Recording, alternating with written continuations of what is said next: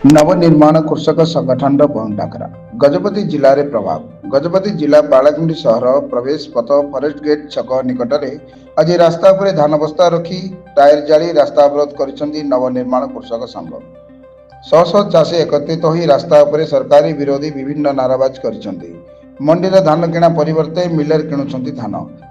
ମିଲରମାନେ 6 kilo ପର୍ଯ୍ୟନ୍ତ କଠିଣୀ ଛଟିଣୀ କରି ଧାନ ନେଉଛନ୍ତି।